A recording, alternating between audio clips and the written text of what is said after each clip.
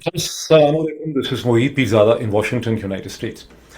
आज 10 जुलाई 2026 है, जुमे का दिन है। मेरे सामने बहुत सी डेवलपमेंट्स हैं, लेकिन मैं समझता हूँ कि हमारे एरिया ऑफ इंटरेस्ट में दो सेट्स ऑफ डेवलपमेंट्स बहुत अहमियत रखती हैं। एक का ताल्लुक ईरान और अमेरिका से है, दूसरी का ताल्लुक पाकिस्तान के रकबे के एतबार से सबसे बड़े सूबे बलूचिस्तान से है। अमेरिका और ईरान के दरमियान में गुज़िश्ता 48 घंटों के दरमियान में सूरत हाल पेचीदा से पेचीदा, ख़तरनाक से ख़तरनाक होती चली जा रही है। और अब हम ये कह सकते हैं बगैर किसी मुबालगे के कि वो जो सारा पीस प्रोसेस चला अप्रैल के बाद से, जिसके नतीजे में एक 14 नुकाती MOU साइन हुआ कहीं 16-17 जून को, वो सारा का सारा प्रोसेस जिसके अंदर पाकिस्तान ने, कतर ने, तुर्की ने, बहुत से ममालिक ने रोल प्ले किया, वो प्रोसेस सारा का सारा फेल होता नज़र आ रहा है। और गुज़श्ता 48 घंटों में अमेरिका और इसराइल की हिकमत अमली जो है वो भी बड़ी खुल के नंगी होकर हमारे सामने आ गई है। और ईरान की काउंटर स्ट्रेटजी क्या है अपने आप को बचाने की, वो भी बहुत खुल के हमारे सामने आ गई है, और बहुत बेहतर हम इसका एक एनालिसिस जो है वो कर सकते हैं। चंद कमेंट्स में बलूचिस्तान के हवाले से कर दूं। बलूचिस्तान रकबे के एतबार से पाकिस्तान का सबसे बड़ा सूबा है, आबादी उसकी कम है, लेकिन 43% पाकिस्तान का जोग्राफिकल लैंड मास जो है वो बलूचिस्तान में। 5 जुलाई से लेकर अब तक मुख्तलिफ ग्रुप्स ने, कहीं TTP ने ज़ियारत में, कहीं BLA ने किसी और जगह पे मिलिट्री कॉन्वॉय पे हमला किया, कहीं कोयटा के करीब किसी ने हमला किया, और अब एक और जो है चखी वगैरह में जिस किस्म के हमले हुए हैं और जिसकी खबरें अभी आ रही हैं, वो कि पाकिस्तान की मिलिट्री इस्टेब्लिशमेंट या हुकूमत ने अभी उन्हें कंफर्म नहीं किया। इन तमाम डेवलपमेंट्स को देख के, जहाँ ये डिफरेंट किस्म के ग्रुप्स जो बज़ाहिर अलग हैं ताबड़तोड़ हमले कर रहे हैं पाकिस्तान के लॉ इन्फोर्समेंट एपरेटस के ऊपर, एजेंसीज पे, उसे देख के ये लगता है कि पाकिस्तान की ताकतवर मिलिट्री इस्टेब्लिशमेंट, जिसको हम probably the powerful military establishment कहते हैं, वो सबसे बड़े सूबे को गवर्न करने, कंट्रोल करने, उसे मैनेज करने में नाकाम और बेबस नज़र आती है। और ऐसा लगता है कि उससे ज़्यादा कोई बड़ी ताकतवर स्मार्ट इस्टेब्लिशमेंट जो है वो चीज़ों से खेल रही है, जो इन सारे ग्रुप्स के ज़रिए एक तिगनी का नाच जो है वहाँ पे नचाया जा रहा है। तो ये जो दोनों डेवलपमेंट्स हैं अमेरिका और ईरान की और बलूचिस्तान की, इस पर मैं मज़ीद एनालिसिस आपके सामने रखूँगा। लेकिन इससे पहले मैं आपके साथ एक और बड़ी इंटरेस्टिंग चीज़ शेयर करना चाहता हूँ। नजम सेठी साहब का एक प्रोग्राम हुआ करता था, आपस की बात, तो मैंने भी आपके साथ कुछ थोड़ी सी इस चैनल के हवाले से और मेरे और आपके रिलेशनशिप के हवाले से आपस की बात करनी है। चंद स्क्रीन शेयरिंग मैं आपके साथ करता हूँ, बहुत इंटरेस्टिंग नई चीज़ों को शेयर सीखना चाहिए। आज कुछ थोड़ी सी नई चीज़ें मैं आपको सिखाता हूँ। सबसे पहले आप ये देखिए, ये मेरा आखिरी वीलॉग है, लास्ट वीलॉग जो 12 घंटे पहले मैंने किया। इंडिया रॉ बॉलीवुड बलूचिस्तान वगैरह इसका नाम है। बलूचिस्तान की सूरत हाल को मैंने इसमें डिस्कस किया। आप देख सकते हैं यहाँ पर एक छोटा सा कि इसे 12 घंटे में कोई 47,047 लोगों ने अपेरेंटली बाहर से देखा है। डैशबोर्ड के अंदर से हम देखेंगे तो पता चलेगा कि इसको अब तक तकरीबन 50,300 लोगों ने देखा है 12 घंटे में। ये आज तक जब से मैं वीलॉग कर रहा हूँ पिछले 2-2.5 बरस में, ये लोवेस्ट पॉसिबल फिगर है किसी वीलॉग का, बावजूद इसके कि ये एक बहुत पॉपुलर किस्म का टॉपिक है। अब मैं एक मज़ीद चीज़ें आपके साथ दिखाता हूँ, क्योंकि आप में से वो तमाम लोग जो YouTube के वीडियो एनालिटिक्स से वाकिफ़ नहीं है, आपके लिए बड़ा ये इंटरेस्टिंग होगा। ये आप देखिए कि इसमें यहाँ पर आप देख रहे हैं कि इस वीडियो ने अब तक गुज़िश्ता 12 घंटे में टोटल इंप्रेशन 2,72,300 जनरेट किए हैं। साथ ही आप देख रहे हैं ये 14.14% इसका इम्प्रेशन क्लिक थ्रू रेट है। इसका मतलब है कि हर 100 इंप्रेशन जो जनरेट हुए हैं 14 घंटे के बाद भी, उनमें यानी 12 घंटे के बाद भी 14 इंप्रेशन जो है उस पर लोग क्लिक कर रहे हैं। लेकिन यहाँ से असल सूरत हाल आपको समझ नहीं आती, असल सूरत हाल आपको यहाँ से समझ आती है। ये देखिए, अभी तो 12 घंटे के बाद इसका क्लिक थ्रू रेट 14% है, और अगर आप गूगल पे थोड़ी सी रिसर्च करेंगे तो 12 घंटे के बाद 14% क्लिक थ्रू रेट होना भी दुनिया में one of the highest rates में आता है। लेकिन जब ये वीडियो शुरू हुई तो इसका क्लिक थ्रू रेट आप समझते हैं 20.9, यानी ऑलमोस्ट 21% इसका क्लिक थ्रू रेट था, जो पहले 1 घंटे तक सस्टेन हुआ।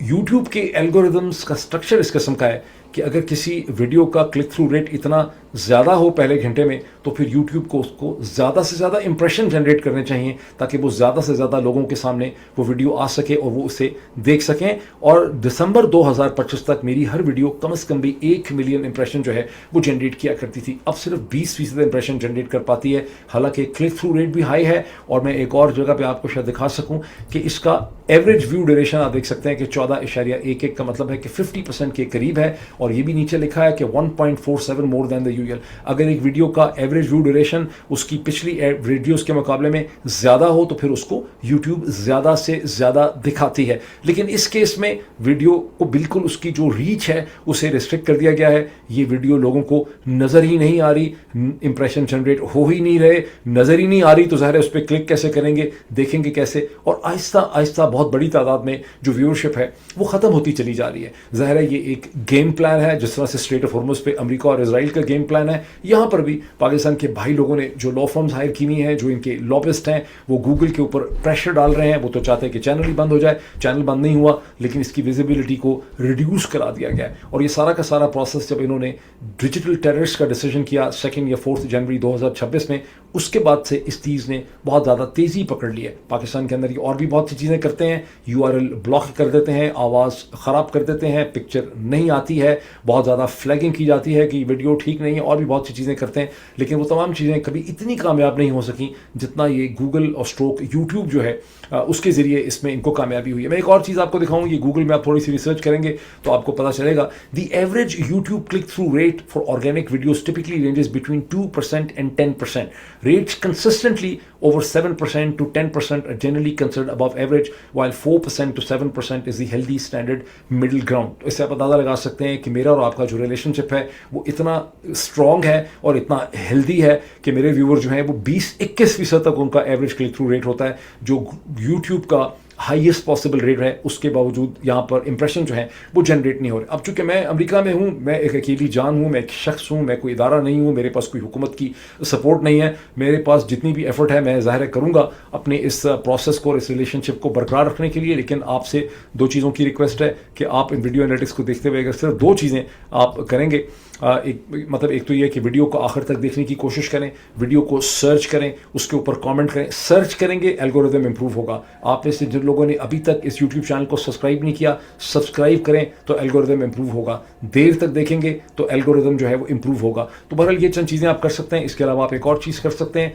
ये मेरा पैट्रियन पेज है, आप इसके पेड सब्सक्राइबर नहीं बन सकते हैं तो बहुत ज़बरदस्त बात है, नहीं बन सकते तो आप इसको ज्वाइन फॉर फ्री करें, अपनी ईमेल लिस्ट में दें, उससे भी मेरी रीच जो है वो बढ़ती है। और मेरे जहन में बहुत सी इंटरेस्टिंग चीज़ें, सब चीज़ों को भी बताया नहीं जा सकता, जो मैं आपके साथ बहुत जल्दी इस हवाले से शेयर करूँगा।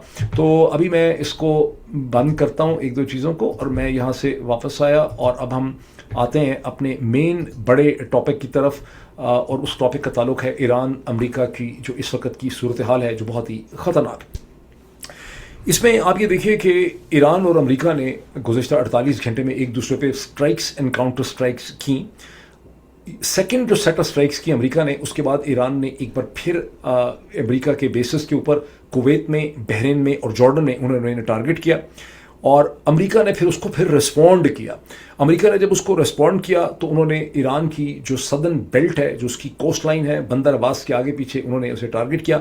सेंट्रल कमांड का कहना यह है कि हमारा गोल ये है कि हम वंस एंड फॉर ऑल चाहते हैं कि ईरान की जितनी भी स्ट्रेट ऑफ हॉर्मुज़ को बंद करने की, कंट्रोल करने की कैपेबिलिटी है, हम उसे ख़त्म कर दें। इसका मतलब है कि वो ईरान के मिसाइल सेंटर्स को, बेसिस को, ड्रोन सेंटर्स को, नेवल सेंटर्स को, नेवल बोट्स को और उसके रडार सेंटर्स को मुसलसल जो है वो निशाना बना रहे हैं।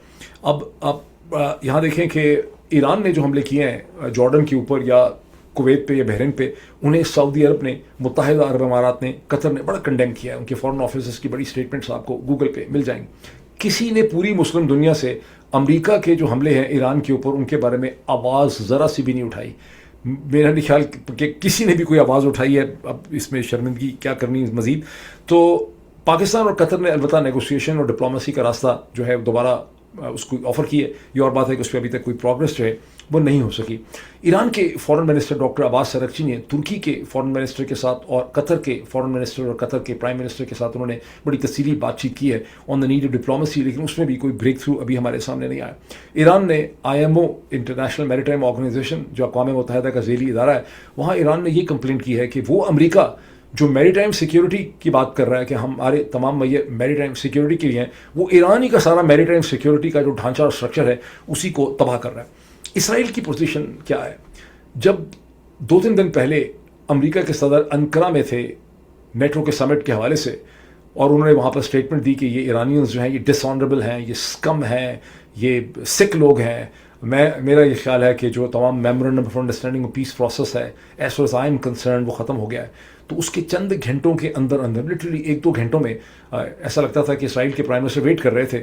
اسرائیل کے پرائم منسٹر بنیامن نیتن یاہو نے میڈیا پہ یہ کہا کہ امریکہ کے صدر ڈونلڈ ٹرمپ نے انقرہ کے اندر ایک بڑی امپورٹنٹ پالیسی پوزیشن انہوں نے دے دی ہے اور اب ہم ہر قسم کی ایونچویلٹی کے لیے اسرائیل جو ہے وہ تیار ہے. اس کے بعد سے یہ اسٹیٹمنٹس بڑی ریفائن ہوئی ہیں اور اسرائیل کے ڈیفنس منسٹر جن کا نام اسرائیل کیٹس ہے انہوں نے کہا ہے کہ اسرائیل ایران کے اوپر تیسرے حملے کے لیے ہر طرح سے تیار ہے. اور ان کے آرمی چیف جو ہیں جو ہیڈ آف دا ملٹری ہیں ایال زمیر, بڑا مسلمانوں والا نام ہے, انہوں نے کہا ہے کہ hundreds of planes and thousands of troops are ready to start the combat operation. سینکڑوں طیارے اور ہزاروں پرسونل جو ہیں ٹرینڈ وہ تیار ہیں ایران پہ حملہ کرنے کے لیے.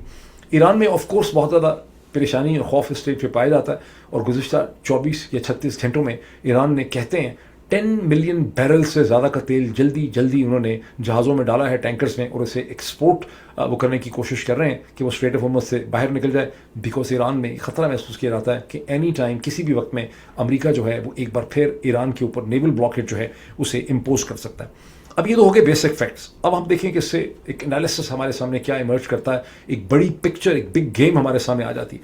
وہ بگ گیم یہ ہے کہ سارا کا سارا جو پیس کا پروسیس ہوا ہے 38 دنوں کی بامبنگ کے بعد, 40 دن کی آپ کہہ لیں جو ایران کے اوپر بامبنگ کی گئی تھی, اس کے بعد جو یہ اچانک رک گیا, پھر پاکستان اس میں اسٹیپ ان کر گیا, پھر اس میں قطر آ گئے, سارا پروسیس جو چلا ہے جس کے نتیجے میں ایک MOU ہوا ہے. اس سارے پروسیس کے پیچھے امریکن حکمت عملی یہ تھی کہ ایران کو بہلانا ہے اور ایران کو سے ٹائم بائی کرنا ہے اور ایران کا جو لیوریج ہے اسٹریٹ آف ہارمز میں جو کسی صورت ٹوٹ نہیں رہا تھا اسے کمزور کرنا ہے. اس میں ایک اور فیکٹر بڑا امپورٹنٹ ہے کہ جب یہ 40 دن مسلسل بامبنگ کی گئی, جنگ کی کیفیت تھی, تو امریکہ میں اور کوئی ٹاپک ڈسکس نہیں ہو رہا تھا. امریکہ کے مین اسٹریم میڈیا کے اوپر نیو یارک ٹائم ہو, واشنگٹن پوسٹ ہو, CNN ہو, CBS ہو, کچھ بھی ہو, فورن افیئرس ہو, فورن پالیسی ہو, ان کی تمام سائٹس ہوں یا جتنے بھی سوشل میڈیا کے پلیٹ فارمز ہیں, وہاں پہ صرف اور صرف ایران کی جنگ چند گھنٹوں کے بعد ڈسکس ہو رہی تھی اور ہر ایکسپرٹ, ہر پروفیسر, ہر ایکیڈیمک جو ہے وہ اس کو ڈسکس کر رہا تھا. تو امریکہ میں کوئی سبجیکٹ ہی ڈسکس نہیں ہو رہا تھا ماں سوائے ایران کی جنگ. اب اس پیس پروسیس کا ایک نتیجہ یہ نکلا ہے کہ امریکہ کی پبلک جو ہے دیٹ ہیز مووڈ آن. اس وقت امریکہ کا سوشل میڈیا یا مین اسٹریم میڈیا بہت حد تک obsessed ہے اس پولیٹیکل پروسیس اور پرائمری سے, مختلف کینڈیڈیٹ سے, مختلف اکنامک ایشوز سے, بہت سی چیزیں یہاں پہ ڈسکس ہو رہی ہیں. ایران اس وقت میجر ہیڈ لائن نہیں ہے. یہ بھی وہ اسپیس ہے جو ڈونلڈ ٹرمپ نے گین کی ہے اس پیس پروسیس کے نتیجے میں, جس کا بنیادی مقصد اب یہ سمجھ آتا ہے کہ ایران کا لیوریج کمزور کرنا تھا تاکہ ایران جب نیگوسیشن ٹیبل پہ آئے تو اس کے پاس کوئی کارڈز جو ہیں وہ نہ ہوں. یہ صرف میرا انالیسس نہیں ہے. اب جتنے بھی جو بہتر انالیسٹ ہیں جیسے ٹیٹا پارسی ہیں, جیسے ولی نصر ہیں, جیسے جان مشامر ہیں, وہ آہستہ آہستہ یہی چیز جو ہے وہ ایکسپلین کر رہے ہیں. میں نے اردو میں ایکسپلین کر دیا, وہ انگلش میں ایکسپلین کر رہے ہیں. اور یہ جو 60 دن کا ٹائم پیریڈ رکھا گیا, اس میں مقصد یہ تھا کہ ایسی صورتحال پیدا کر دی جائے کہ ایران جو ہے وہ اسٹریٹ آف ہارمز پہ جو ڈومیننس رکھتا ہے وہ ڈومیننس نہ رکھ سکے.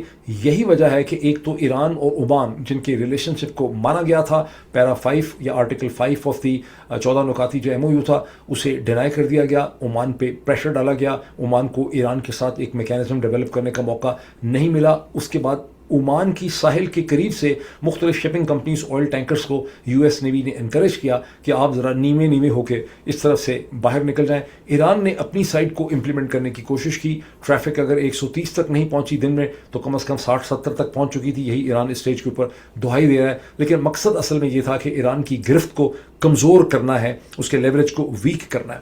اب ایران, جیسے کہ میں نے آپ کو درجنوں دفعہ کہا کہ جب فائنل نیگوسیشن ہوگی when push comes to shove تو ایران کا جو نیوکلیر کارڈ ہے کہ وہ کیا کنسیشنز کر سکتا ہے ڈونلڈ ٹرمپ کے لیے, امریکہ کے لیے, ایران اس کے لیے ذہنی طور پہ تیار ہے. لیکن ایران کو سٹیپ بائی سٹیپ طریقے سے مہارت سے کھیلنا ہے تاکہ ایران کی مرضی کے خلاف کوئی ڈیل اس کے اوپر امپوز نہ کر دی جائے.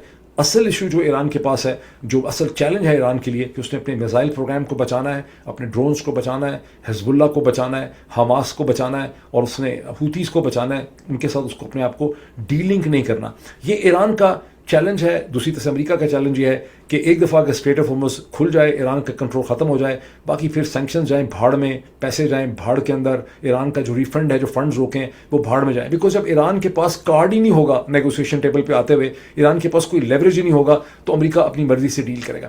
According to professor Vali Nasr, Iranians को अच्छी तरह से याद है कि कितनी मेहनत करके कई साल लगा के उन्होंने 2015 के अंदर joint comprehensive plan of action JCPOA sign किया था ओबामा एडमिनिस्ट्रेशन से, लेकिन जब बात कांग्रेस तक पहुंची तो सारा का सारा ढेर हो गया। प्रेसिडेंट ओबामा कोई भी रिलीफ उनको ना दिला सके। दी ओनली रिलीफ जो उनको उस वक्त मिली थी वो ये कि वो अपना तेल बेच सकते थे बैन अवी मार्केट्स में, जैसा कि अभी MOU के नतीजे में उनको मिला था। बाकी कोई चीज़ अमेरिका उनको डिलीवर नहीं कर सका। तो उन्हें एहसास था कि जब मामला कांग्रेस में जाएगा तो डोनाल्ड ट्रंप उनसे ना सैंक्शन हटा सकेंगे ना उनके फंड रिलीव कर सकेंगे, इसलिए स्ट्रेट ऑफ हॉर्मुज़ पे कंट्रोल रखना बहुत ज़रूरी है। अब इस वक्त ईरान की पोजीशन ये है कि वो न्यूक्लियर टॉक्स तब शुरू करेगा अमेरिका के साथ जब उससे पहले उसके स्ट्रेट ऑफ हॉर्मुज़ पे उसके कंट्रोल को एक्सेप्ट किया जाए।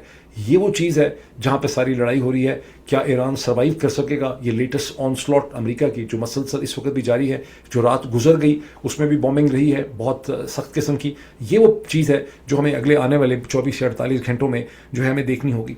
पाकिस्तान, कतर, सऊदी अरेबिया और तुर्की अगर पीस की खातर, अमन की खातर और ईरान की मदद करना चाहें तो उन्हें खुल के ये पोजीशन लेनी चाहिए कि स्ट्रेट ऑफ हॉर्मुज़ के ऊपर ईरान का मैनेजमेंट या एडमिनिस्ट्रेटिव कंट्रोल अगर एक सर्टन परसेंटेज है भी 1% व्हाटएवर, ये कोई ऐसी बड़ी चीज़ नहीं है जिसके साथ ये region can not live up to, लेकिन कोई भी खुल के ये पोजीशन जो है आप देख रहे हैं कि ले नहीं पा रहा। अब आए हम बलूचिस्तान की सूरत हाल की तरफ। मैं दोबारा आपको एक थोड़ा सा मैं आपको एक चीज़ दिखाता हूँ यहाँ पे जो हमारे लिए मामला को बड़ा आसान बना देगी। ये आप देखिए, ये बलूचिस्तान पोस्ट एक पब्लिकेशन है इंग्लिश में, इसकी एक कोई उर्दू की पब्लिकेशन भी है। यहाँ पर इन्होंने ये क्लेम किया, ये बहुत से सोशल मीडिया के लोग इसका जिक्र कर चुके हैं। An arm group claims control of Chagai town, military convoy attack reported in Washuk. मैं थोड़ा सा आपको सिर्फ नक्शा दिखाना चाहता हूँ कि आप देख सकते हैं कि ये ईरान का लॉलेस किस्म का बहुत बड़ा बॉर्डर है। ईरान को तो ज़ाहिर अपनी सरजमीन पे कंट्रोल ही नहीं है। 6,30,000 स्क्वायर माइल उनका इलाका है, आबादी उनकी थोड़ी है। इसराइल वहीं से अंदर से ही ड्रोन मैन्युफैक्चर करता है, अंदर से इनको मारता है। तो आप ये नहीं कह सकते कि ये ईरान की तरफ से हो रहा है, लेकिन ये ईरान के बॉर्डर के साथ चगई है, नोशकी है, वाशुक है। और यहाँ पर इन एरियाज़ में चगई में कहते हैं कि ये जो आर्म बैंड्स हैं इन्होंने पुलिस स्टेशंस के ऊपर, गवर्नमेंट की बिल्डिंग्स के ऊपर कब्जा किया हुआ है और अभी तक उसे छुड़ाया नहीं जा सका। और ये चगई की जो सूरत हाल है और वाशुक में जो कॉन्वॉय पे हमले की बात हो रही है, इसके ऊपर अभी तक ISPR का और बलूचिस्तान की हुकूमत का कोई कमेंट जो है वो हमारे सामने नहीं आया। वापस आ जाते हैं हम और अब हम थोड़ा सा इसका एक एनालिसिस करते हैं। देखिए, 5 जुलाई से लेके अब तक जो ताबड़तोड़ हमले हुए हैं डिफरेंट ग्रुप्स के बलूचिस्तान के डिफरेंट इलाकों में, ज़ियारत में नीचे मिलिट्री कॉन्वॉय पे हमला हो गया, कोयटा के करीब हमला हो गया, अब ये वाशुक में हमला हो गया। इसके बारे में DG ISPR ने अपनी प्रेस कॉन्फ्रेंस में 42 डेथ्स को तो उन्होंने एडमिट किया। उन्होंने ये तो कहा कि यहाँ फितना और हिंदुस्तान और फितना और खवारिज जो हैं ये ऑपरेट कर रहे हैं। उन्होंने कहा कि हम इनको छोड़ेंगे नहीं, ज़मीन के आखिरी हिस्से तक हम इनका ताक़ुब करेंगे, ये सब कुछ उन्होंने कहा। लेकिन बिगर पिक्चर क्या सामने आती है? बिगर पिक्चर ये सामने आती है कि पाकिस्तान की मिलिट्री इस्टेब्लिशमेंट, जिसने कोई नरमी नहीं बरती बलूचिस्तान के साथ, जिसने गुज़िश्ता चंद बरसों में हज़ारों लोगों को वहाँ पे शायद हलाक हो गए हों, हज़ारों लोग तादाद में गिरफ्तार हैं, बहुत से लोग दौड़ गए।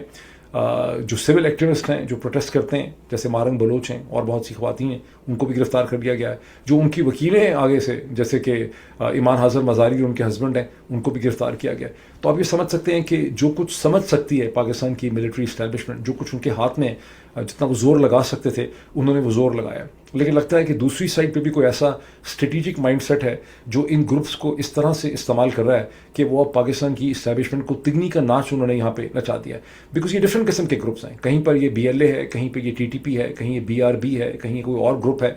और ये ग्रुप्स मसलसल जो है लॉ इन्फोर्समेंट के इदारों पर हमला करके पाकिस्तान के रियासती ढांचे को उन्होंने एक कयास में मुब्तला कर दिया है। अनगवर्नेबल वो मैसेज दे रहे हैं कि आप इसको गवर्न जो है वो नहीं कर सकेंगे। कंट्रोल पाकिस्तानी का है ओवरऑल बॉर्डर्स के ऊपर, लेकिन आप इंटरनल जो स्पेस है, इतनी बड़ी स्पेस है, उसे आप गवर्न जो है वो नहीं कर पाएंगे।